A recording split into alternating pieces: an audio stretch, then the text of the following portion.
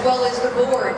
But first of all, we have some thank yous to people who have won some awards from last year.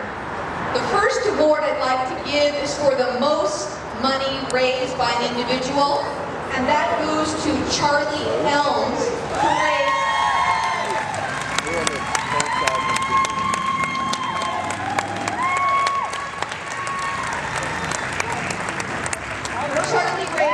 $2,358. All right.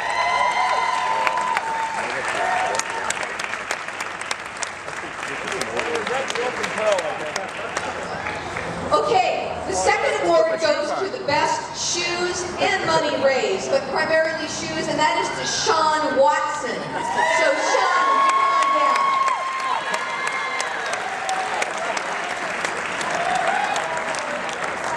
These awards have pictures on them from last year. He's doing pretty well this year. What would you say about these shoes?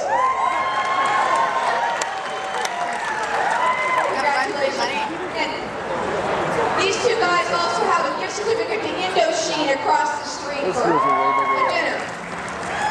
And the third award goes to the team that raised the most money. They raised $8,000 last year, and I hope they're beat by another team. In fact, I happen to know they are beat by another team this year, and that goes to the Master Builders Association.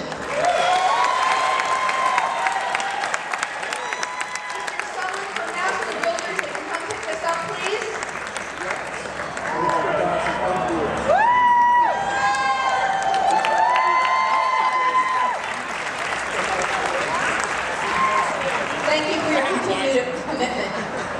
Great to have you. I just have a couple housekeeping. The walk will commence promptly at 12. It will go down. You can watch for balloons and people to direct you. We'll come back on the other side. If you would like to take along people to walk with you, that would be awesome. And if you would like to put your shoes here in the deli, that will be open and you can do so. Also, when you get back, there are pins for you. Everyone that marches gets a pin. They're green this year. You get a cookie and you get a bag which has some Band-Aids in it, you'll be glad to know. So you might want to pick up your bags on the way back. They'll be here waiting for you. At this time, I would like to introduce our speakers. And before our speakers, we have some dignitaries that are here. Two people that have been committed to sexual assault and preventing it for a long time is Pat McCarthy, our Peirce County executive, who has served on the board of the Sexual Assault Center and has been an advocate. So would you please stand, Pat?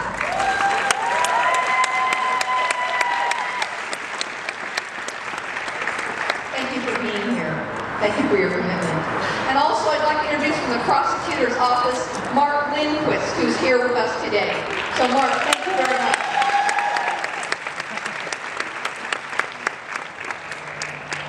This walk is all about motivation. Motivating people to care about this important cause. You are all here because you do, and we are so grateful. So we would like to have just a moment of inspiration, a few minutes, from Northwest's own celebrity, Tony Vandrella.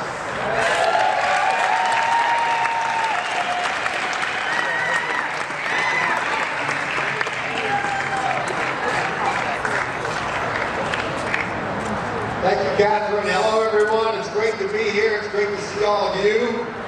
Thank goodness they had Crocs that fit. You guys in the heels are my new heroes. I'm going to tell you that right now. I normally wouldn't wear sunglasses, but there's also reading glasses. So I'm first proud to be here today with all of you, and Pat, Rob, and Catherine, and all of you. Do so much work for women throughout the year. I just visited with my mom in Florida a week ago today. She's 96 years old, still in fairly good health. She had a good life. My dad treated her like the queen she is, and that's the model that I grew up with. And so I have the most respect for my dad.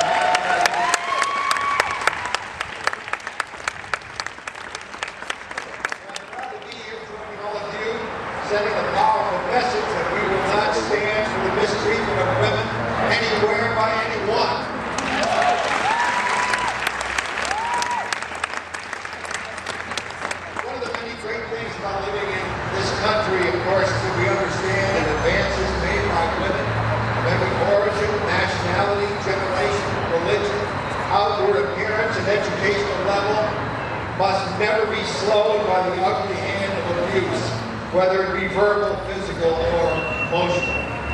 In my family, we honored and cherished all of the women, from my mother, of course, to my sisters. I lost 2 sisters, cystic fibrosis. My third remaining sister, obviously, is one of my favorite people in the world. Growing up in a small town in Connecticut, about 10 miles away, lived my grandmother, Minnie. I don't really know what her real name was. It was an Italian name, but we called her Minnie. It wasn't because she was small. That's just what the name was. Every Sunday, Dad would ask us to go visit Grandma Minnie. She made homemade macaroni and homemade sauce, while my grandfather made homemade wine. And we'd go there every Sunday and never missed a Sunday. When Grandma passed away, she did not live in a nursing home. My uncle took her in until she passed away, until she died. And that's the way, and he had 7 kids of his own, and that's just the way it was. Grandma was never by herself, always had love around her until the day she passed away. We cherish and continue to cherish the women in our family. When my sister was 10, she died of cystic fibrosis.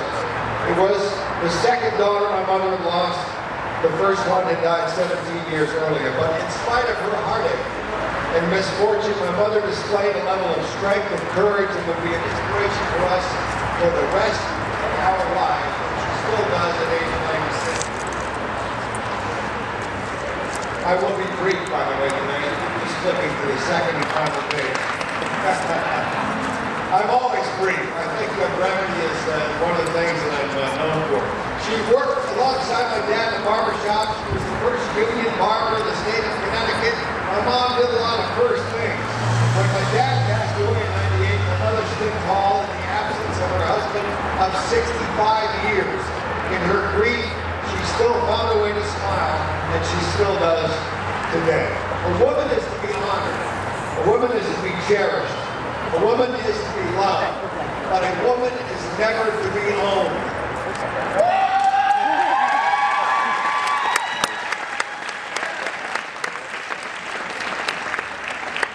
In some areas of the world, women are not allowed to attend classes or get an education. There will be a time when this will come, when this will pass, hopefully.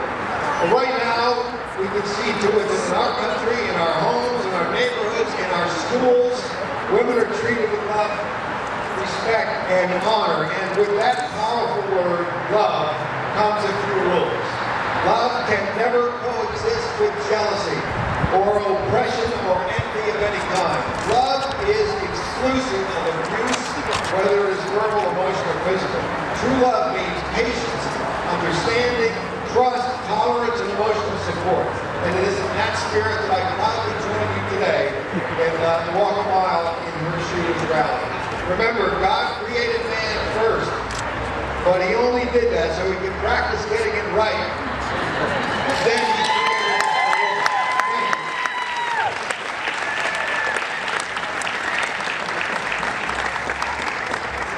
Thank you so much, Tony. Appreciate your words and your inspiration. Now, I would like to introduce to you Rob McKenna, who is Washington's own Attorney General. So please, Rob.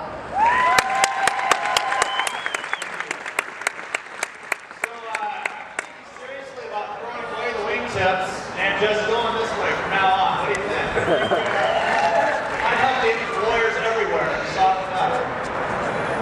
You know, I think it's an incredibly wonderful coincidence that Walk a Mile in Her Shoes is being held today in this very spot, right in front of that banner right there, women's votes, right?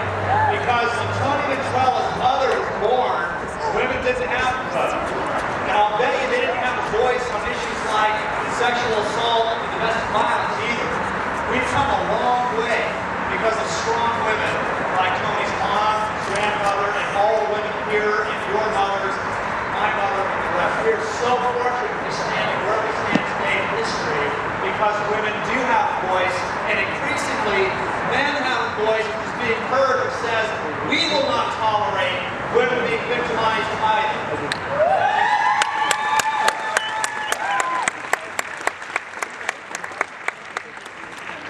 I say this to you as the father of 4 children.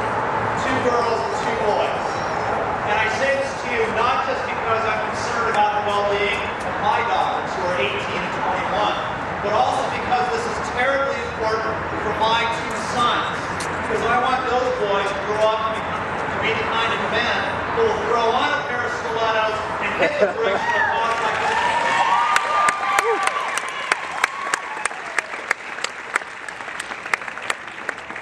We're here today not only to celebrate great work at Peirce County Sexual Assault Resource Center, not only to work with each other on this great cause and support each other, but also, obviously, to raise money. It's a fundraiser. And I know that in these very difficult economic times, asking you to come out to another fundraiser isn't the easiest thing to do. We're already all sacrificing. We're already all tightening our belts, pinching pennies.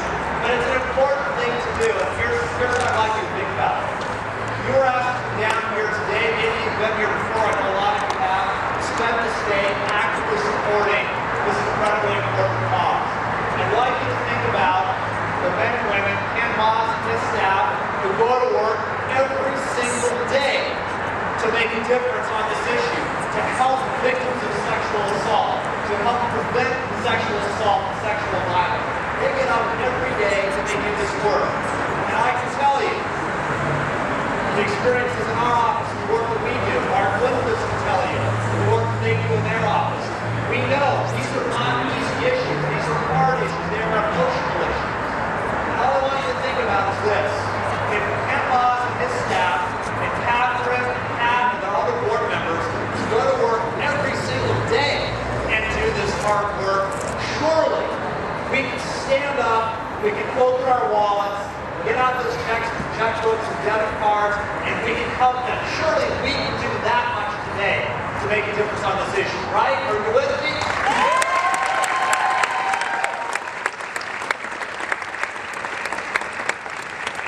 Let's have a lot of fun, especially the two guys who are dressed as shoes.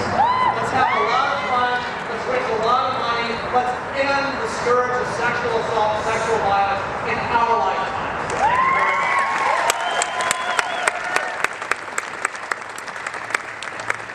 We have one more person to share with you, and maybe this is the most important, because this is a woman that's been doing this work for many, many years. So Stephanie Sachs, would you please come forward?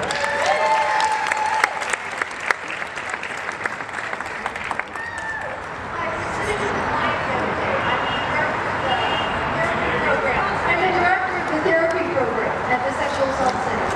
And I was sitting with a client the other day, and she said, I love cheering those guys across the finish line when they come in after the walk.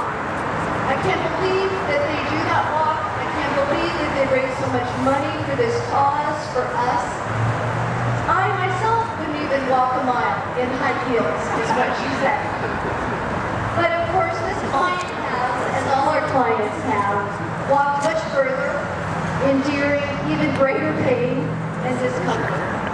Your willingness to experience discomfort, believe it or not, really is the biggest thing any of us can do to stop sexual abuse and assault.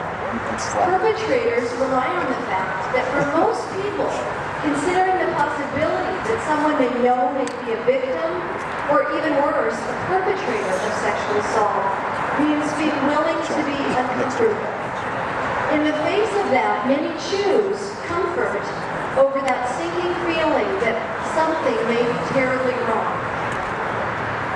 But you're being here today and asking your friends and co-workers to support the Sexual Assault Center of Peirce County shows that you're not only willing to be uncomfortable in women's shoes, but also, and more importantly, that you're willing to help raise awareness about a topic that makes many people too uncomfortable to even consider. So today I'd like to thank you sincerely from the staff, the volunteers, the board, and the clients at the Sexual Assault Center of Peirce County. Thank you for being willing to be uncomfortable, for being willing to walk in women's shoes, to raise awareness, as well as money for such an important cause. Thank you.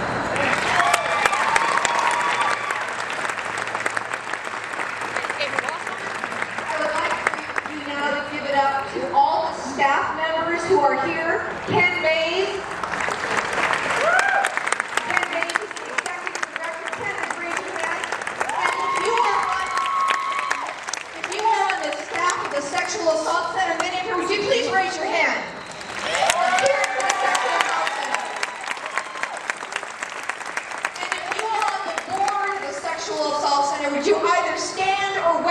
please.